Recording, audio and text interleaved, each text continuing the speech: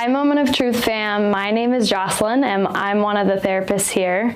I'm Melissa. I'm one of the therapists here as well. And in this video, we're going to walk you through what to expect in a PT evaluation.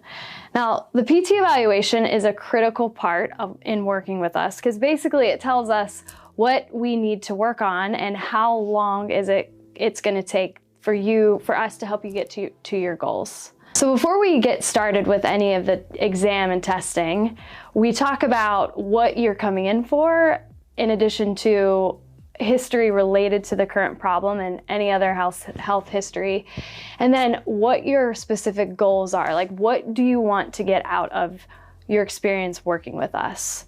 After that, then we dive into the exam portion of the evaluation. So what we're gonna do first is I'm gonna use Melissa as my patient and I'm gonna walk you through components of the exam. We'll start in standing first.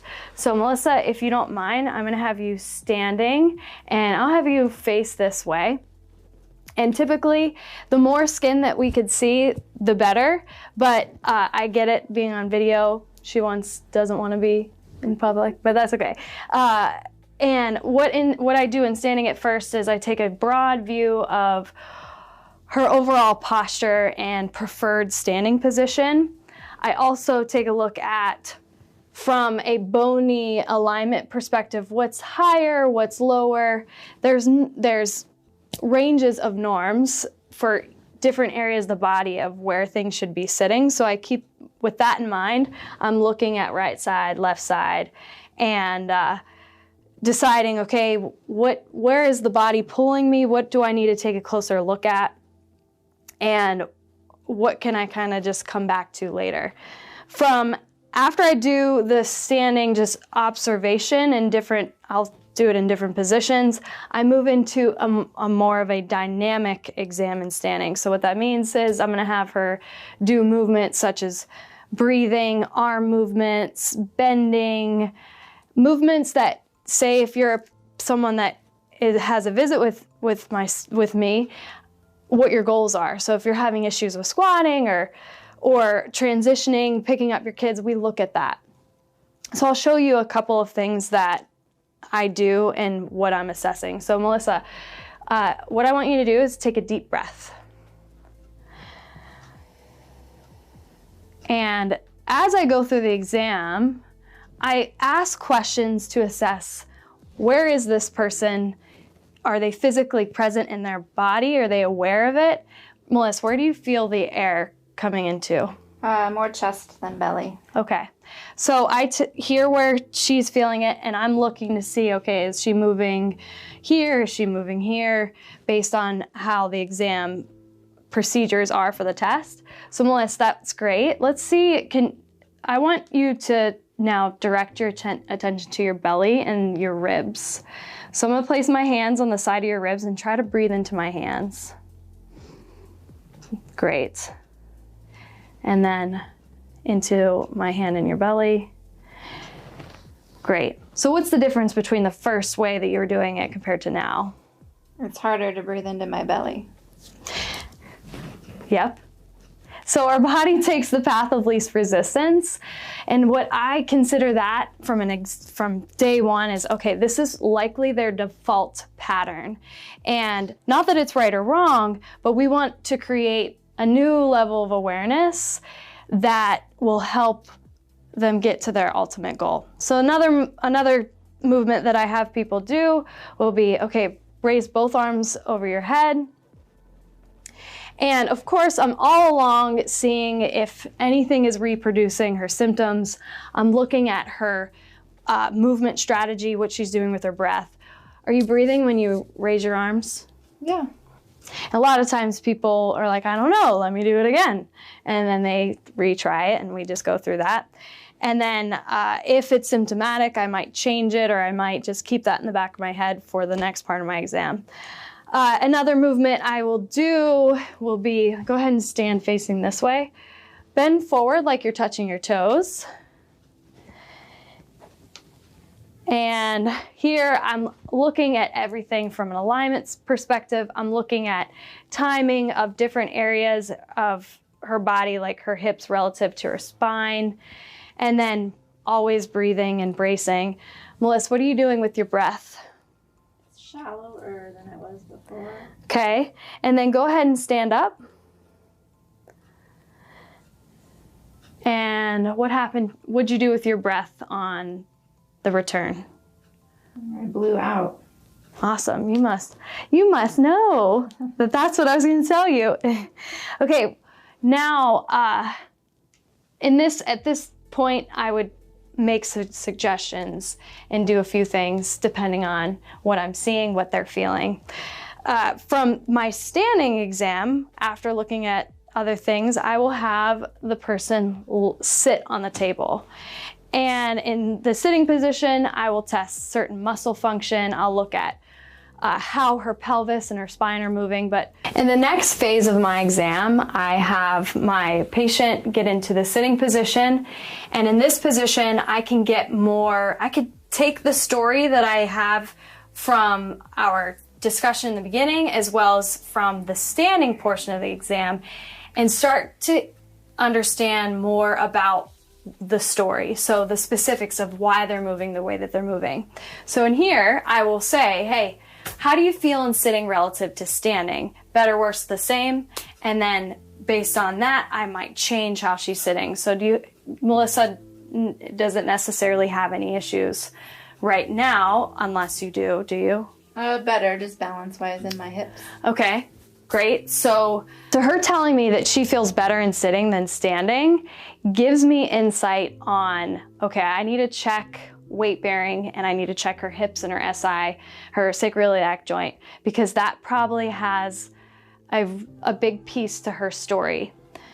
So from there, I again do the same thing. Like, what happens to her tissues from a pulling perspective, because we're myofascial release therapists, so that we care about that. I'm also looking at where she's holding her tension, how she's holding her body up, what's going on in her abdominal wall. And then from there, I'll do a set of specific tests, or I won't. Oftentimes, like early postpartum, I don't have to do all these, but if someone's coming in with urinary leakage, say they're 8 weeks postpartum, I want to check stability and pelvic control with movements here. So I'll go over a few of those. Melissa, go ahead and straighten this knee, and then go ahead and relax. And I'll ask a series of questions as well as physically feel what's going on in her body, because sometimes what she thinks is happening, I think something differently, and it gives me insight. Okay, what is she really present in this movement? Do we have to retrain it? Do we have to retrain her just statically first? Where'd you feel this? My thigh. Okay. Oftentimes people would say, I don't know. And so we take that moment and retrain, and I help them get into their body. It's actually pretty cool teaching awareness right then and there. Like, oh my gosh, that feels completely different. And then now, Melissa, I could add resistance if I'm testing strength. So if someone says they feel really weak, that might be a test. Lift this hip up. And then go ahead and relax, lift this hip up, and then go ahead and relax. And all the while, I'm assessing spinal control, I'm assessing symptoms, and then I could retrain right then and there, depending on what the person's coming in, if it's specific to the problem. Now, I'd like to do everything at once, but I don't have to. I want to just have the most important information to tell people, okay, this is the story, this is how we're going to attack it, or this is what we're going to do, approach it. From now, what I want you to do, Melissa, I want you to arch your back and then round your back. And now here, of course, I'm assessing symptoms, but then I'm also assessing control through the pelvis, through movement, and alignment, dynamic, like movement through the pelvis as she rocks back and forth, specifically the sacrum. That feel okay, Melissa? Yeah. I'm also looking at tone from the back as well. And then I always check breathing. Go ahead and take a deep breath. And then let go. How about in your belly?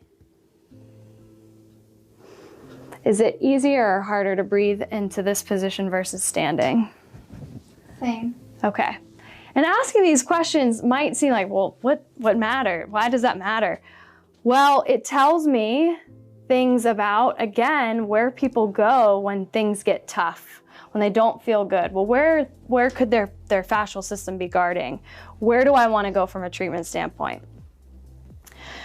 From this position, I typically will go into a upward face supine or face up position with Melissa lying. So Melissa, if you don't mind, go ahead and lay on your back face up.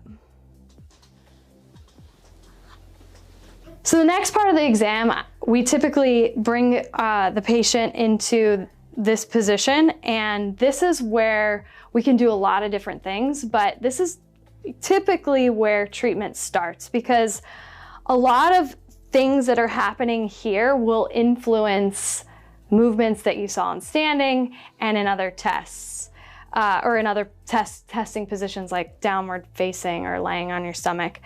And with our population, people typically come in looking for answers regarding pain around this area or pregnancy and so on. So same process, I just ask how do you feel relative to the other positions, as well as we will assess now the system, her fascial system, in this position. So I'll sink into her abdominal wall and I'll pull to feel where her tissues are restricted, and I'll go to the other direction. So here, after I sink and then I'm assessing, I feel that I'm being pulled down and to the left, versus here, this is easy to move her, and then I'll go up and I feel a pull from down here. It's pulling me this way, and then I'll pull down this way, and as well as tricky, or there's restrictions, so I'm being pulled up this way. At this point, I would often just treat that first, and then I'd repeat the process in other areas of her body.